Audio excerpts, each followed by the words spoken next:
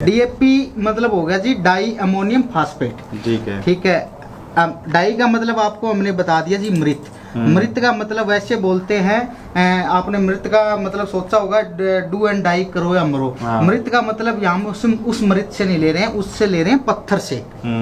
ठीक है। और अमोनियम क्या होता है जी? अमोनियम आपको भी पता है, तेजाब। तेजाब होता है। और फास्फेट एक होती है जी खुराक। वो आपको आपने भी सुना होगा। लेकिन जब से कंपनी एक्ट आई है 1985-86 एक्ट के अनुसार भी अगर कोई भी कंपनी अपना कोई भी प्रोडक्ट बनाती है तो उसके ऊपर उसके मतलब कंटेंट लिखना बहुत ज़रूरी है। एग्जाम्पल के लिए अगर आप एक कुरकुरा भी लेके आते हैं तो उस पर लिखा होता है फैट इतना, प्रोटीन इतना, इतना XYZ। 85-86 एक्ट के अनुसार अगर कंपनी कोई भी चीज़ बनाती है तो उस पर लिखना होता है। खुराक तो इन्होंने अपने को एक दी, लेकिन इसी के भी उन्होंने 4 भाग कर दिए। N 18%, PT 46%, P80 46%, PWS 39.5%। यही लिखा आता है जी डीपी कट्टे पे। लेकिन कोई किसान, किसी किसान को समझ नहीं है भी ये लिखा क्या है, कोई जानता ही नहीं है। अगर आपसे मैं बात करूंगा जी अन, तो आप बोलोगे जी अन मतलब नाइट्रोजन। क्यों? हमें पढ़ाई गया है, पढ़ाई है ये है और पढ़ा भी है। लेकिन मैं बताता हूँ जी अन का मतलब नाइट्रोजन नहीं होता। अन का मतलब होता है nitrate.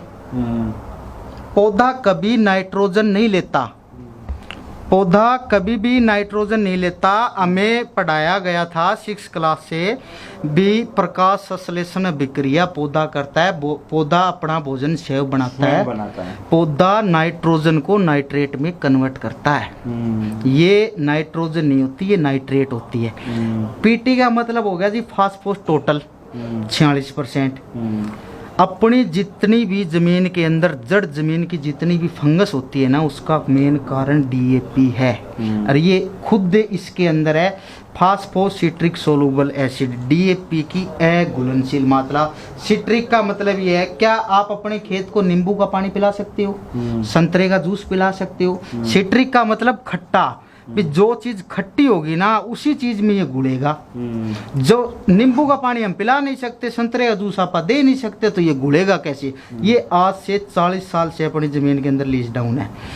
Phosphorus water soluble acid 39.5%। जो किसान ज्यादा समझदार बनता है, ज़्यादा मतलब वो बोलता है भी मैं ऐसे हूँ। कुछ किसान फूंक मार के डीएपी को चेक करते हैं, फूंक मार के डीएपी को चेक करते हैं तो उनको वो नमी पकड़ती है। ठीक है, नमी पकड़ती है ना, तो उससे उसको नमी पकड़ती है ना तो वो बोलते हैं भी हाँ डीएपी असली है। लेकिन उससे कुछ पता नहीं चलता क्योंकि इसके अंदर दे रखा है मतलब 39.5% ये मतलब इसके अंदर घुलनशील मात्रा होती है। लेकिन ये किसान को दिखने में तो आ गई, लेकिन किसान को ये चीज यूज में नहीं आ रही है क्योंकि कंपनी ने पर्सनल बोल दिया पीटी टोटल 46%। अगर आप किसी भी फसल की एवरेज निकालते हैं वो या तो मन में निकालते हैं या क्विंटल में निकालते हैं, तो कंपनी ने बकायदा कह दिया मैं फास्फोर टोटल दे रही हूँ प्रति क्विंटल। तो अपने को बैग कितने का मिला? 50 kg। तो ये मात्रा क्या रहेगी? सारी आधी रहेगी फिर ये। 9% नाइट्रोजन, 23% फास्फोर टोटल, 23% ये और 19.75% ये। जब तक अपन देखा भी होगा ओरिजिनल डीएपी का अपने को पता चलता है जी, और कोई भी फसल में नहीं पता चलता। गेहूं के अंदर जब गेहूं 25 से 28 दिन की हो जाती है ना, उसके बाद गेहूं में पानी लगता है, हमारे एरिया में कोर बोलते हैं जिसको। तब क्या होता है कि मतलब उसके बाद गेहूं पीलापन आ जाता है, पीलापन आ जाता है। कोई तो बोलता है जी इसके अंदर निमोटोड आ गया, कोई ऐसे कहता है मतलब अलग अलग भाषा में अलग अलग बीमारियां होती है। और पेस्टिसाइड वाले फ्लूरिकार्बोफ्रान से ऊपर कुछ नहीं मानते हैं, उस चीज के लिए होता है। और अब बड़ी बड़ी बात ये है सर भी अपने को 50 kg का जो कट्टा मिलता है ना जी, उसमें 38 किलो अपने को पत्थर मिलता है। ठीक है, PSC जो डीओपी की घुलनशील मात्रा 38 kg रहती है। 11 kg मिलता है अपने को फास्फोरस। 1 क्विंटल की बात कर रहे हैं आप? मैं एक कट्टे की बात, एक कट्टे 50 किलो हैं, एक कट्टे की बात कर रहा हूँ मैं। ये मतलब 38 kg टोटल हो गया ना। 9 किलो 800 ग्राम फास्फोरस मिलता है।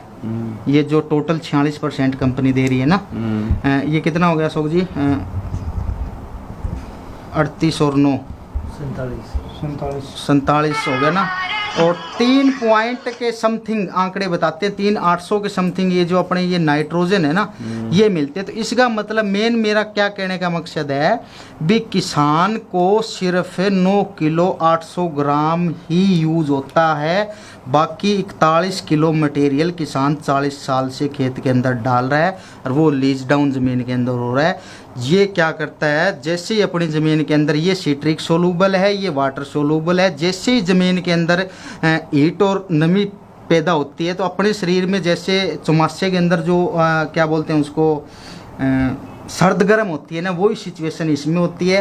क्योंकि ये गर्म है, ये ठंडा है, जैसी कॉम्बिनेशन ज़मीन का बना, टेम्परेचर हाई हुआ और ये चीज़ नीचे से जड़ ज़मीन गलाना स्टार्ट कर देती है। उसके बाद पेस्टिसाइड वाले अलग अलग है, बायोवीटा डालो, ऐसे डालो, ऐसे डालो, ये अलग चीज़ें हैं। भाई साहब देखो, किसी जानकारी आप लेन जावा नहीं और ई पर जब चर्चा करा, बातचीत करा, तो ई पर कि सही तो थे वैज्ञानिक ने पूछ लियो, कोई कौन बतावा जी? नहीं बतान भी लाग रहा है। अब इतनी धुआंधार ला रहा तो बतान था, वो तो अलग विषय हो कि डीएपी गेरो और यूरिया। अब बतावे जी डीएपी थारा 40 साल की पड़ी है खेत में, हाँ। क्या मरेड़ा लाग रहा हो? तो अरे भाई ना रेड़ा बंद कर दो वालों का किसान हाँ, फिर एक वो भी तो है ना जी, ये देखो अगर बताए ना, ये जो पीसीएस हाँ। 40% हाँ। या अपनी स्टोर होने लग रही है, हाँ। 40 साल तक गिरने लग रहा हाँ। जद की स्टोर होने लग रही। या गुड़न का इन्हें बताया भी नींबू या संतरा पानी। हाँ। और तीसरा इसका विषय है लासी। जे लासी गिरता है जमीन में, लासी रेट दो, नहीं तो आजकल तो यो गुड़ के काम करेगा। अभी हाँ। जैव रसायन में हाँ, जो चर्चा आप करी है जो अभी। जैव जो आप अमृत बना रहे हो ना, बता रहे हो ना, वो उसको उस चीज संतरा को कॉम्बिनेशन करती है। एग्जाम्पल के तौर पे मैं आपको बताता हूँ, Very good है। आप तो एक तो पानी ले लो, सीधा पानी, हाँ। उसमें डीएपी एक मुट्ठी डीओपी डाल के हाँ। वो रख दो। अगर वो 12 दिन के अंदर घुलेगी ना, हाँ। और अगर आपने गाय का पेशाब ले रखा है तो हाँ। उसको 3 दिन में घोल देगी। हाँ। इतना कॉम्बिनेशन है। हाँ। इसलिए आप ये जो जीव अमृत है या आप जो गौ का जो पेशाब यूज कर रहे हो, ये अपने लिए बहुत फायदेमंद चीजें अमृत हैं। अमृत का काम करता है। ठीक है।